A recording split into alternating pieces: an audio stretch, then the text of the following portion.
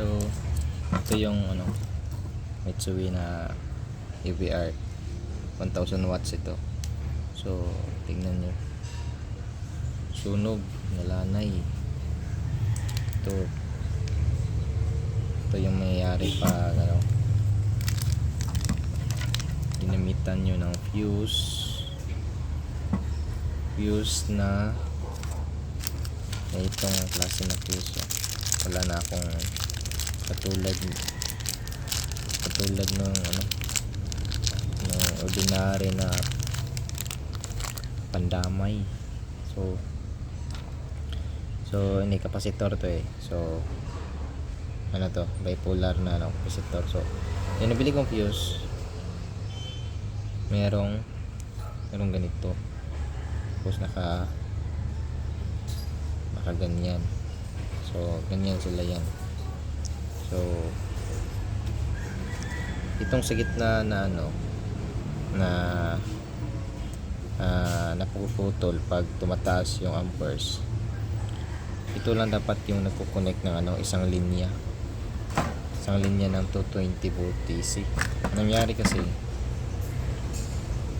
ito kasi parang ganito yun ganito, ganyan. Tapos ito lagpas dito sa kabila, at ito rin lagpas din dito.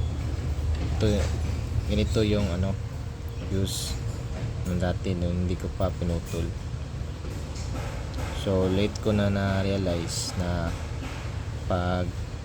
kahit pa ihiwalay mo yun, paglagay mo dito, tapos pag-ikot mo dito sa lock,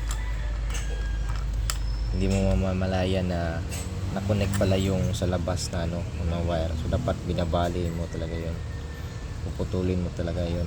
So dapat ganito lang, hindi parang ganito na fuse, may wire sa labas. So ginagamit ko lang yung bipolar capacitor dahil wala na akong fuse na gaya nito, may sa labas patungo dito sa kabila. So nang dahil sa fuse, ginamitan ko yung 110 na welding machine, 40 amperes. Nang dahil sa fuse, hindi naputol yung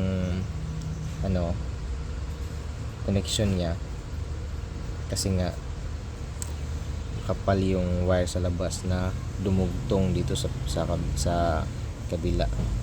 Ito kasi yung simpleng bridge niya fuse. Pag tumataas yung ampere, more than 10 amperes, so napuputol yung connection ng isang kurente. So napapatay yung EVR or step down mo transformer. So dahil hindi siya naputol, nag-overheat hanggang nasunog. Ganito nangyari, nag-overheat hanggang nasunog. Ito yung nangyari, kalabasan. So lanay na lanay. Ito yung mga insulator niya, parang na.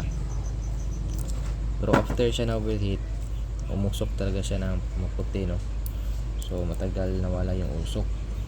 So after na overheat, ginamit ko siya, tinesteran ko siya, okay pa naman yung yung resistant at continuity niya, okay pa naman. So nag-try ako, ginamit ko ng 2 oras, at napansin ko merong mabaho na mabaho yung hangin. So naalala ko yung baho niya kagaya nito. So pag hawak ko sa transformer, mainit. So yun na yung last na paggamit ko dito. And for more information, ito kasi na Mitsui, vintage to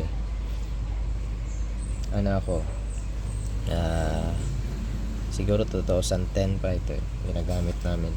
So hanggang ngayon 2024 nagamit pa namin, at sa 2025. So talagang napakatibay. So I'm sure 2010 ginagamit na nila papa to. 2010, 15, 20, 25, so 15 years din. 15 years na EVR. Ngayon lang na sumuko. So, na-convert na nga ito kasi yung IC ng mga Mitsui EVR, in-erase niya yung mga marking numbers. So, hindi mo talaga mahahanap kung anong IC yun, kung ano ang klaseng IC yun. So, nito kasimple, para 15 years, napakatibay. So, pag 10 amperes, kadalasan, ano talaga yan, 1000 watts. Kaya itong model na to M1000. Pag 5 amperes na Mitsui, 500 watts lang yan. Pero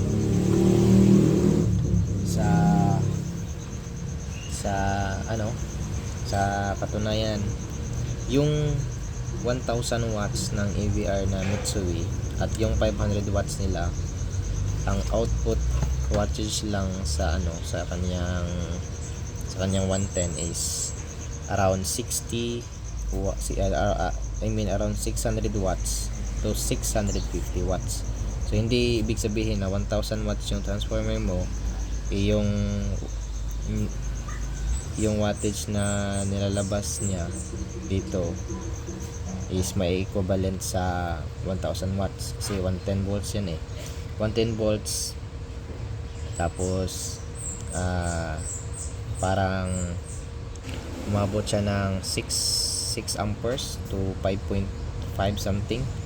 So basta yung equal niya, i-times mo kasi yung amperes at sa voltahe niya. So ang naging kalabasan niya sa 110 is ang power wattage niya na supply 600 to 650 watts lang siya. At dito sa 220, umabot talaga siya ng 1000 watts. So sayang, need to let go from this transformer. Napaka legend. So ito talaga makikita na sunog. So pag maamoy na yung nung ginagamit yung transformer at mainit na, huwag nyo na lang gamitin for safety kasi buhay ang nakasalalay. So one reason din to identify na overheat siya is ito, matigas na yung para na siyang crispy chicken, crispy something. Hindi na siya nabebend yung insulator niya. So ganito, hindi na siya nabebend, hindi na siya flexible. Para na siyang piniritong lumpia. So yun lang. Salamat sa panonood.